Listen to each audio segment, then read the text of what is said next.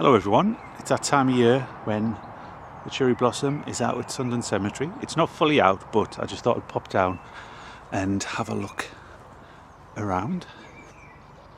Absolutely stunning. A couple of days it'll be even better.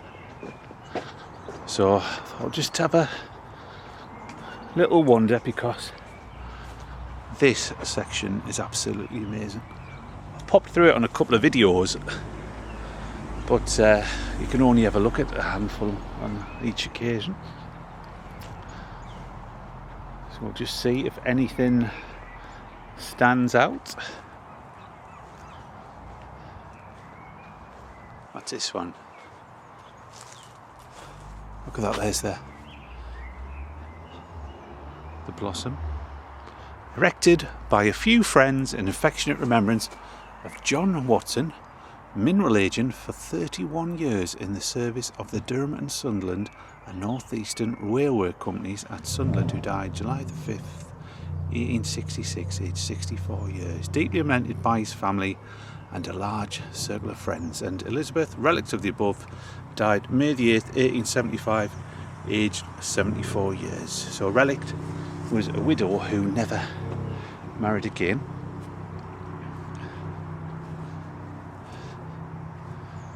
This is Henry Cryer McKiernan, Master Mariner, the beloved husband of Jane R.M. McKiernan, who died at Sunderland October the 25th, 1883, aged 44 years, after a long and painful illness, borne with great patience. Thou Lord hast done it.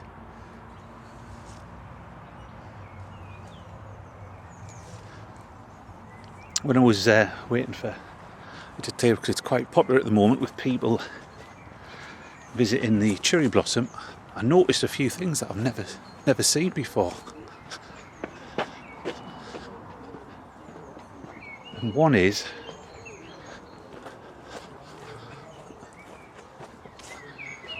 this memorial, which is sort of collapsing.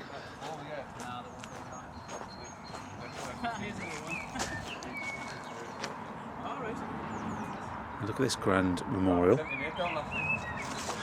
It's actually fallen apart. There's holes in there. I think that's a brick grave underneath it, but I've never noticed that before. It seems to have collapsed. Right, and there's quite a big hole underneath there. Luckily, I think the coffins will be further down than that. So that's one bit of damage or collapsing memorial. There's also quite a few I've noticed about to tipple over.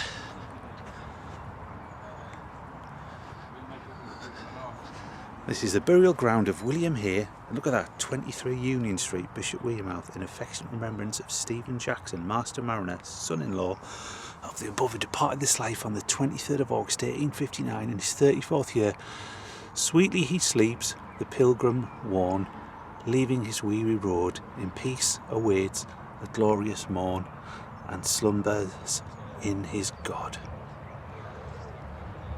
That's a lovely epitaph. That's a good...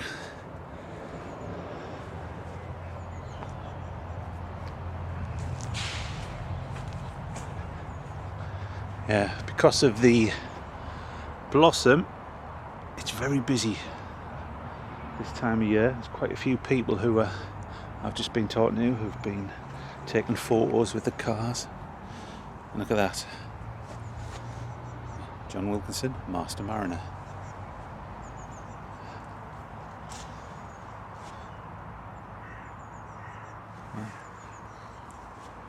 I like this one because it's actually telling us something at the bottom. Erected by her affectionate son to the memory of Elizabeth Marshall. She died on the 9th of March 1869-64. Also Elizabeth Ann Scarlett, who was the eldest daughter, and then Jane Marshall, second daughter of the above. And look at this. All of whom died at Sunderland and lie at this spot. Their end was peace. So it's actually telling us that all three are actually buried in that. You'll generally find, it's in this cemetery, it's like one, sometimes two. Probably the most is like three people will get buried in a grave.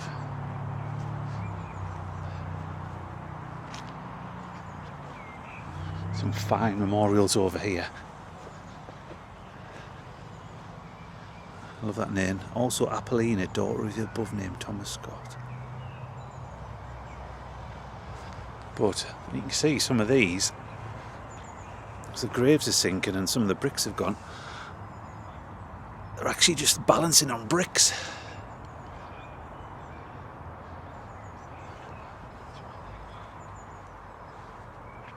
That one as well. That one's just balancing. This monument is erected by his widow and family, and that's John Potts.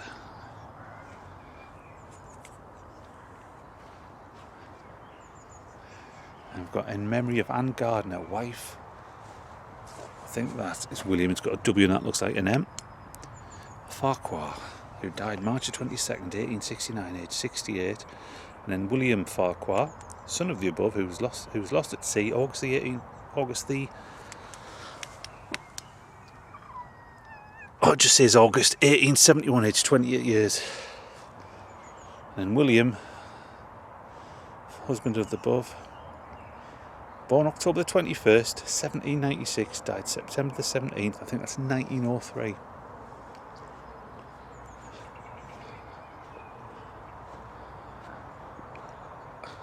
The size of that. The family vault of John Sanderson. It's impressive, isn't it?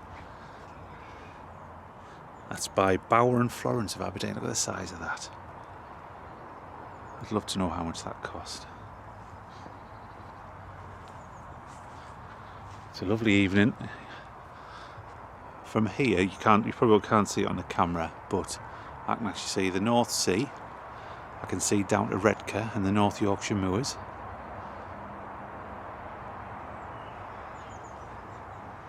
And there's another one where the floors collapsed. As you can see, there's hundreds of graves in this particular section. I've done a couple of videos where I've walked through, but as I said, you never even look at them all. That's a great surname. Francis, son of Francis and Mary Ann Hasselman.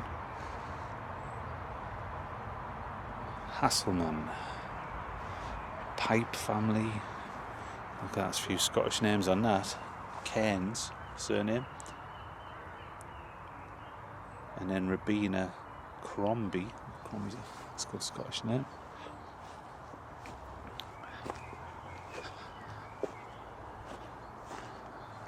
And that's also of Mary Robson Lilburn.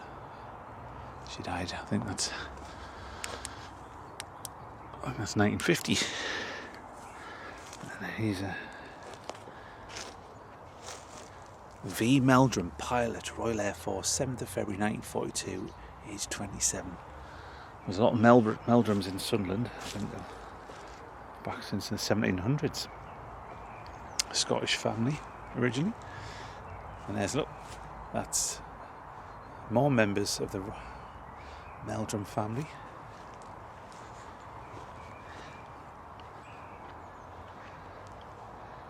There's another one which started to sink.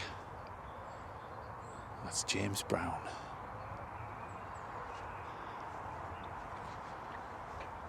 And that's the headstone of James and Ina. That's that story.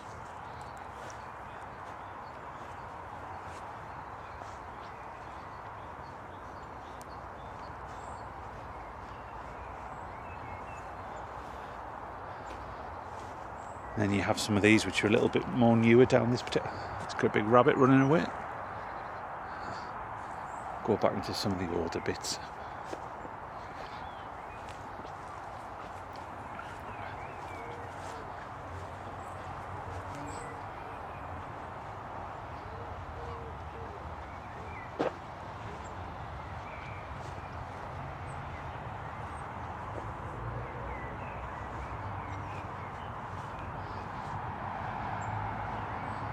Right next to Riot Road, in the south of Sunderland. This is Sunderland Cemetery, also known as Grangetown Cemetery. Oh, there's that road. What's that? Clementson.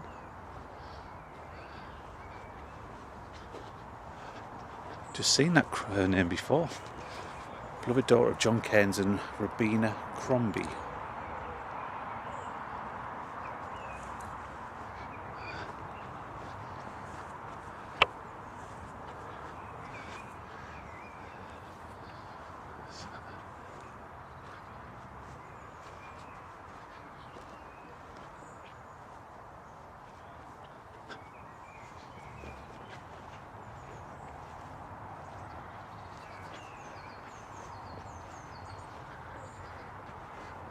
Come up here, I'll have a look.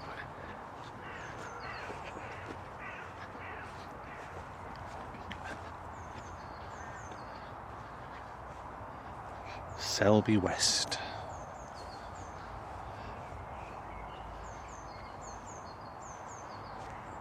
There's John Liddell, late of Monk Wearmouth.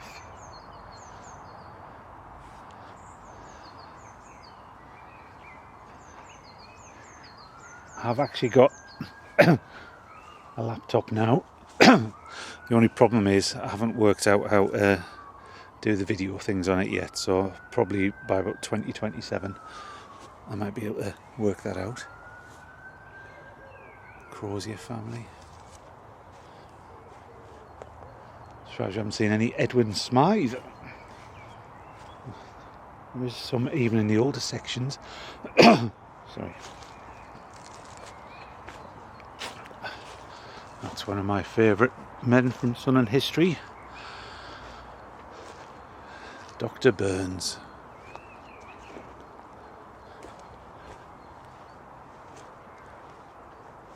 That's a grand one. I've never noticed this one before. In loving that memory of William Brown Cooper, who fell asleep 9th of February 1915. It's a fine one.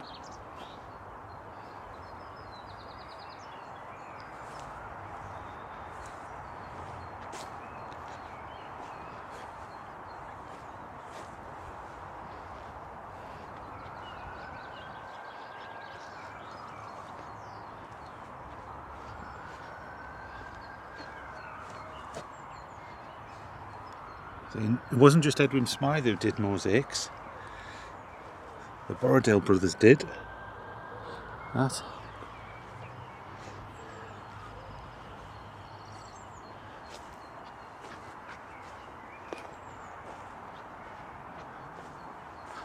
It's hard to see with the sun.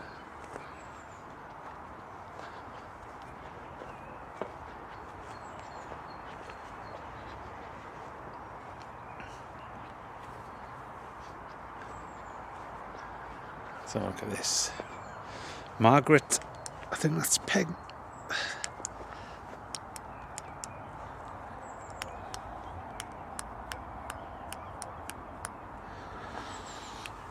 Oh, I think my battery on my foot. Oh no. Yes, Margaret Pegman, who died July the 4th, 1884, aged just 3.5 years, sadly. I was a little pilgrim and a stranger here. Now, I wish I could see that. I was nailed down. Mine's a better country where there is no sin, where the stones of sorrow, where there's something of sorrow, never enter in. That's a lovely epitaph, that.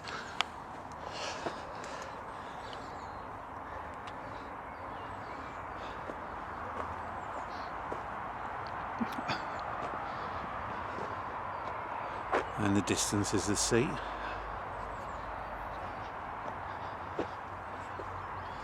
Lots of flowers down here. Problem is it's too bright. Lavender family.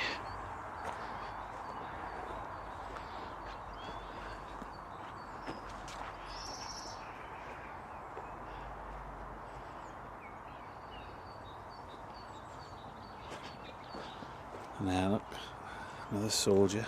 T.E. Paxton, Royal Field Artillery, 1st of September 1918, aged 26, and at rest. Paxton is A Scottish surname. There was a Paxton family over Millfield. Now this looks like Edwin Smythe. Let's have a look.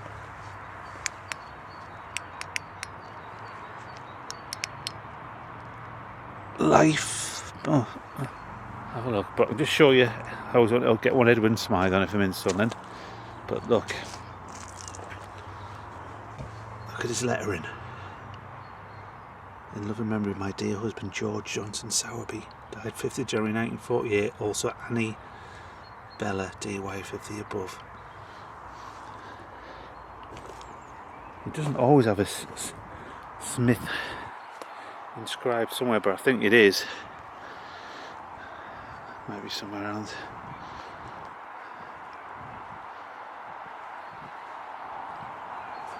I just realised sadly the plate has come off that particular stone.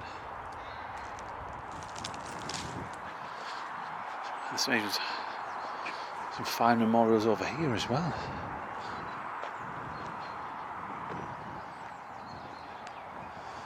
Don King, Cook, James Septimus Carter. I love that word name, Septimus. Never go wrong with a Latin stroke Roman name. There's an Adie. I don't know if any relation to Adie. I think she was adopted actually, wasn't she? Obviously related not by blood but by family.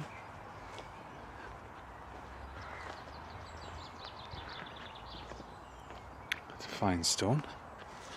That's from the 1960s. Oh, and this is one. This is in loving memory of John Macmillan, who was monumental sculptor. You'll see loads of his headstones across Sunderland. Who died March the 18th, 1888, aged 44 years. In memory of the Justice bless. Also Isabella, wife of the above. And I think I've got one more Edwin Smythe to show you. Next time you're out in one of these cemeteries, see if you can spot any of his work. Let's have a look, see if I can. I think that's him from his writing.